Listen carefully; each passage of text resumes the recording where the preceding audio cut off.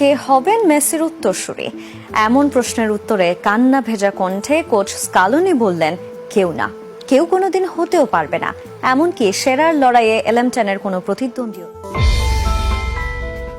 দেশের মাটিতে দেশের জার্সি গায়ে নিজের শেষ ম্যাচটা খেলে ফেলেছেন লিওনেল মেসি।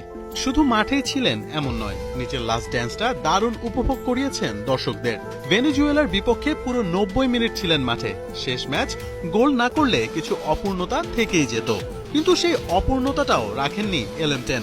জোড়া গোল করে দলকে জিতিয়েছেন, নিজের শেষ ম্যাচ রাঙিয়েছেন। আর্জেন্টিনায় না হয় মেসি রূপকথার গল্পটা শেষ, কিন্তু বিশ্বকাপেও কি মেসির শেষ দেখা হয়ে গেছে? ম্যাচ শেষে প্রেস কনফারেন্সে বিশ্বকাপ খেলা নিয়ে মেসির উত্তরটা দেখা যাক।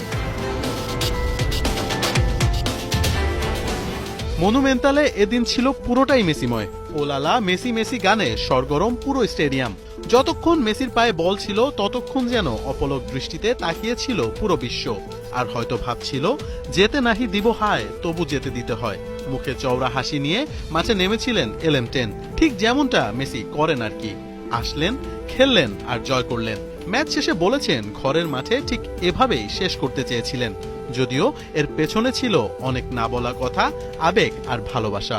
অনেক আবেগ কাজ করছে, মাঠে অনেক কিছুর ভেতর দিয়ে গিয়েছি। নিজের মানুষদের সামনে আর্জেন্টিনায় খেলাটা সবসময় আনন্দের। এখানে এভাবে শেষ করতে পেরে ভালো লাগছে, যেটা স্বপ্ন দেখেছি সবসময়। মেসি আরো একটা বিশ্বকাপ খেলবেন, হয়তো আরো একটা বার ট্রফিটা উঁচিয়ে ধরবেন, এমন আশা নিয়ে বুক বেঁধেছে মেসি ভক্তরা।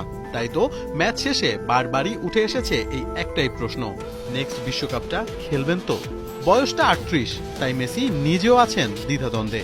কখনো মনে হচ্ছে পরের বিশ্বকাপটা আর খেলবেন না তিনি, আবার কখনো বা পাচ্ছেন মোটিভেশন, কারণ গ্রেটেস্ট শো অন আর্থ শুরু হতেও যে বাকি নেই খুব একটা সময়। তাই এখনই কোনো সিদ্ধান্ত